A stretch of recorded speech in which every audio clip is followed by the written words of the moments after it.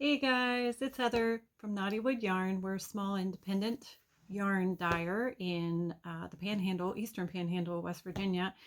And today's video is, I think it's video number 6 of our wool yarn tutorial, dyeing tutorials. And today we're going to be dyeing a tonal, pretty much a tonal yarn using a stock pot. So we've used a crock pot, we've used a hotel pan, and now we're going to use a stock pot for those of you who have wanted to dye a couple of skeins of yarn and haven't had a chance to because you haven't had the equipment or haven't wanted to not be able to use your crock pot again. If you can get a hold of a stock pot like this guy right here, then you can go ahead and do it. So stay tuned if you're interested in that. So the first thing we're going to do is go through the items that you're going to need in order to dye your yarn in a stock pot. Now I want to make sure that you know that everything that we use for this, for dyeing yarn, is dye specific. It's very specific for dyeing yarn. We do not eat off of this afterward. So it is dedicated yarn dyeing equipment. Second of all, this is for non-cellulose fiber. So this is for animal fiber. We're going to be dyeing wool today. So this would apply to anything that's a protein fiber like wool, or it would work on silk or alpaca, that kind of thing. So let's go through our ingredients of what we'll need. The first thing you're going to need is your yarn, and this is 2 skeins of DK wool, 100% merino wool in here. And this is, we made dye stock. If you're not sure how to make dye stock, check out one of our previous videos where I show you how to do that. And we are going to be using 2. We're going to be using a 1% aubergine and a 1% teddy bear brown. You need water, you need paper towels, stock pot, some type of heat source to get your stock pot up to temperature. You're also going to need a measuring cup and citric acid, and then I'm going to use tongs. So you're going to need some type of acid. You can use vinegar as usual. You can use whatever your acid choice is, but I prefer citric acid. And tongs, and I think that's it. Make sure you have plenty of paper towels. You may want a pair of rubber gloves if you don't want to touch your citric acid water. Sometimes it dries your hands out. It won't hurt you, but you might want to do that. And that is pretty much it. Those are the materials that you're going to need. So the first thing that you want to do is you want to make sure that you have soaked your yarn at least 30 minutes prior to dyeing in water. It can just be room temperature water. If you want to, you can add an acid to your water. You don't have to, because we're going to be adding the acid to the pot as we dye it, or before we dye it. But I always pre-soak mine in a tablespoon at least of citric acid before I start. So that's up to you. And in this instance, we really want, I would like for the dye to strike pretty quickly. So I went ahead and made sure there was a tablespoon of citric acid in my yarn. The more, if you put acid in your dye bath and acid in your soak, the color will strike, or it will attach to the yarn much more quickly. So let's go ahead and give it a start. Let's go. First of all, we are going to get some water into our stock pot, and I am going to do both skeins at the same time. So I think I am going to start with probably about 12 cups of water. And I gotta say, I eyeball this most of the time in this pot because I know about how much water I want in here to go with my dye stock, but trying to be a little scientific and helpful for you guys, I'm going to say 12 cups. Yeah, and 12 cups looks about right. Yep. Yep, we're going to go with 12 cups of water, and I'm going to turn on my pot. And you really basically are looking for enough water to cover, oh, let me get in the way here for a minute, enough water to cover your yarn, and then have at least a 1/2 inch of water above that. This is a full immersion technique. So we've done low immersion, we've done medium immersion, we've done full immersion in the crock pot, and this again is full immersion. It's very similar to the crock pot dye that we did. So if you remember looking at that, you're going to see a lot of similarities.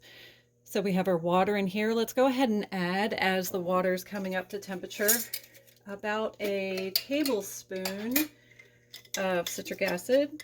We're doing a pretty dark color here. Aubergine it's eggplant, or like a deep purple. I'm going to add maybe a tablespoon and a half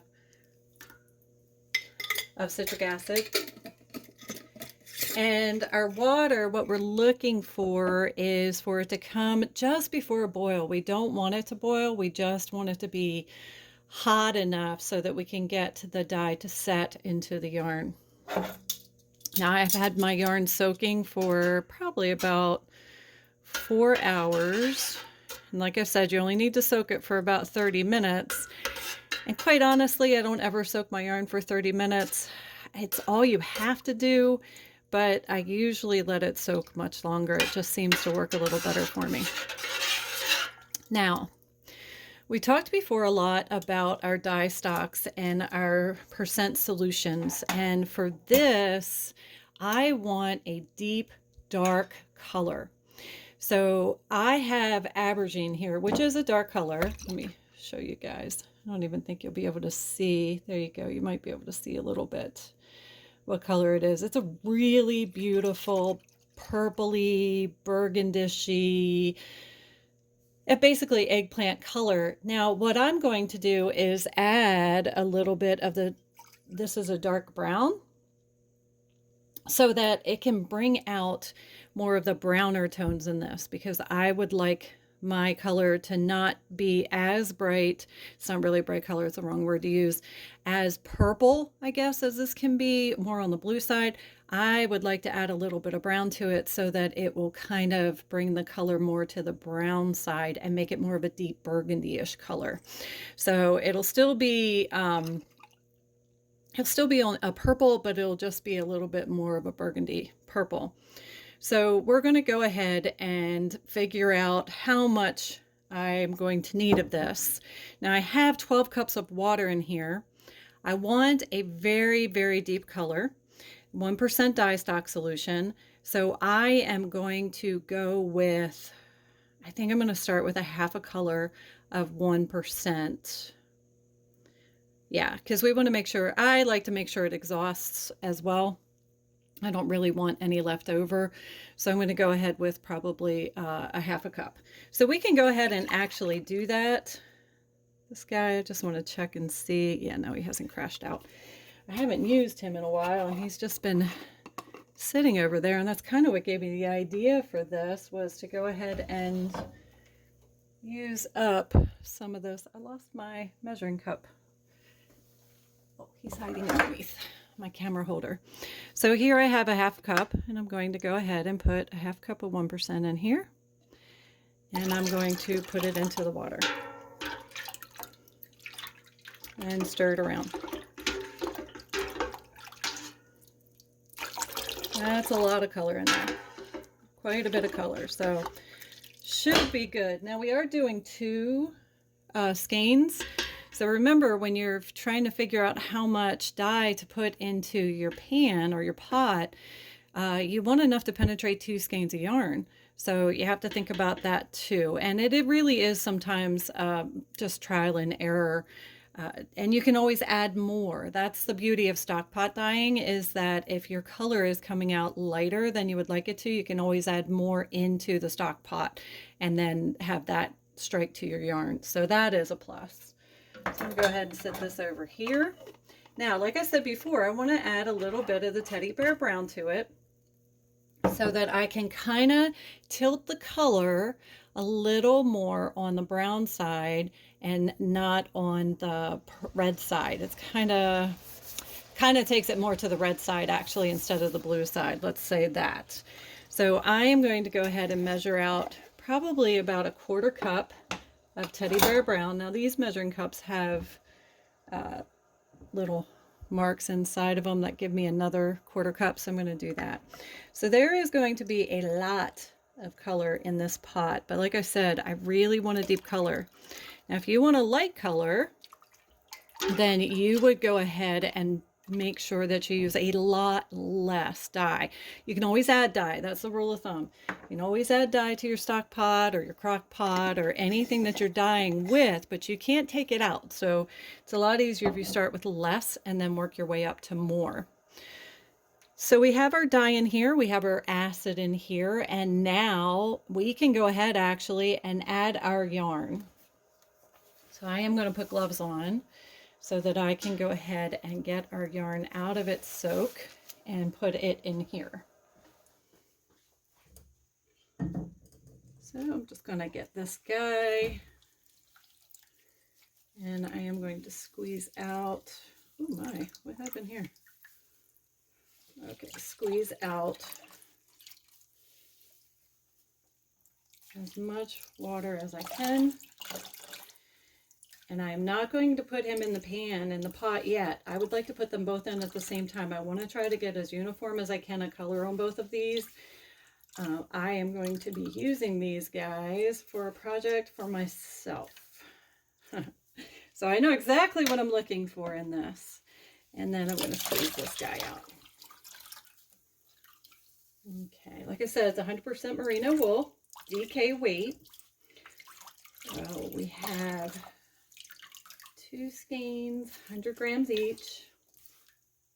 And we're going to go ahead, and that should be pretty good. We don't have to squeeze every last drop of liquid out of there.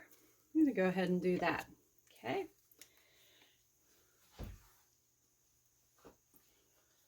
All right.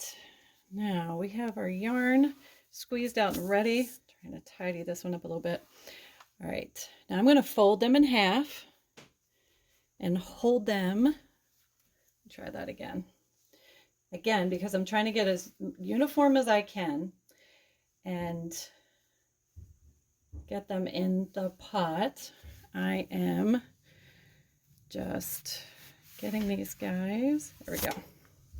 So I have them in half. Try to help you guys see that a little bit more. There we go.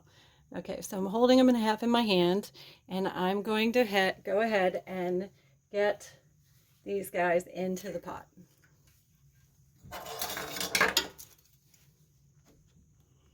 Let me push you down. There we go. All right, I want to get them down in there, and you don't want to smush it around too much because you will tangle your yarn up.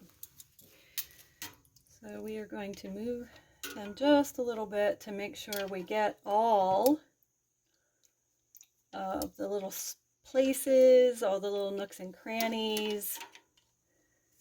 And you'll see they are already pretty dark. So it strikes very, very quickly, especially when you have acid in your pre-soak and you have acid in your pot. Let's look at the other guy. Again, now he will be tonal in nature because there are always going to be places that resist just a little bit, or you can get a little more dye in certain places. You always have that. You can get a pretty uniform dye, but you're going to end up with a little bit of lights and darks, and I just think it gives it such great character. So I kind of prefer tonal dyes to, you can continue to dye it over and over again until you get as uniform as you can, but I usually leave mine tonal. All right, so he is in there. I'm going to let him continue to heat up until he gets to the temperature that we need him to be, and then we will be back. Okay, so it has been about 15 minutes and our pot is up to just under a boil. It's actually starting to boil a little bit and I've turned it down. So we are going to see what is going on. It looks like almost all the color is coming out. But we're going to go ahead and let this sit here and boil, or not boil rather, but sit here and absorb that color and try and exhaust it. I'm going to give it about 10-15 more minutes. I'm going to put the lid on and we are going to see if we can't get all that color absorbed. Now remember, if you want a lighter color, you just use less dye stock. You can always add dye to it. So you start off with like 1/8 of a cup. If you wanted a pale kind of pale eggplanty color, you would have done that. So far, our yarn is pretty dark, and I wanted it that way. So if you look at it, we have pretty good coverage all the way around, and I'll show you guys at the end how it looks. We don't want to move it too much, but you see there are some areas that are a little bit lighter. And again, I wanted that too, a nice tonal. This is how you get a tonal dye to your yarn. That gives it a little bit of depth when you knit it up. You'll have a little bit of lightness and darkness in it. So like I said, I'm going to go ahead and leave this guy to cook for about 10-15 more minutes on just a simmer, and we'll be back. Alrighty, let's go ahead and check it. I've let it cook for another 10 minutes. She is kind of boiling, even though I keep turning her down. Turn her down, and actually I'm going to turn her all the way off, and let's go ahead and check.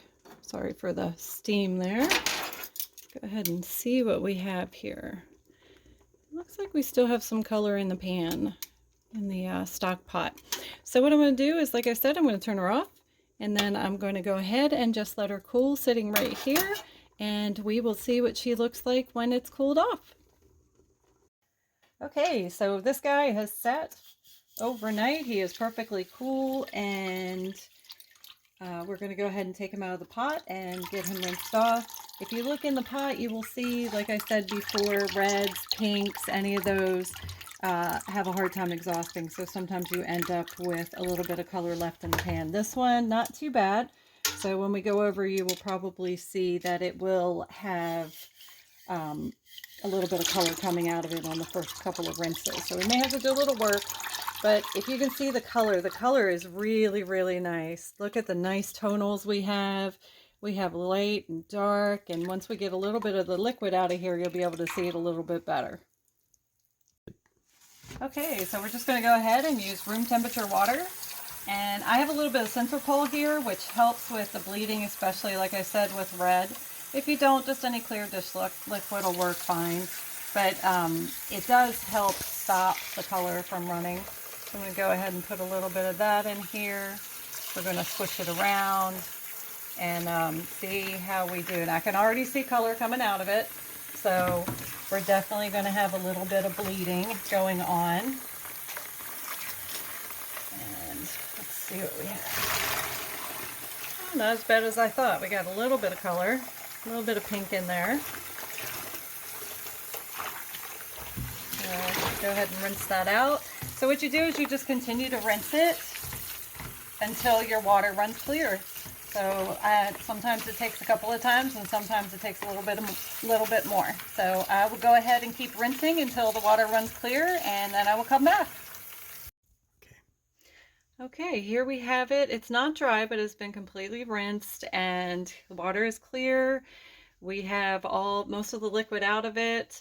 And you can see the color where we have some lighter and some darker. It's just gorgeous and nice and tonal. Gives lots of depth to your work. Let's see. So this is Aubergine again mixed with the teddy bear. Gives you a little bit of a darker color so that you can see there is that purple undertone. And when it dries, it'll look nice and rich. So I'm going to go ahead and hang it up and let it dry. And once it's dry, I will show it to you. Okay, so here is the finished yarn, DK Weight in Aubergine and Teddy Bear. Here's one that is all skeined up. And then this guy that is left out. And you can see some of the light and dark areas, how you get that tonal quality to it, and it just really shows up when you work it up so that it's not so flat. So there we go. If you have any questions, go ahead and put them down in the comments. We'll be happy to answer. Make sure you like and subscribe so you get future videos. And if you have any other dyeing questions, let me know, and we will see you in the next video.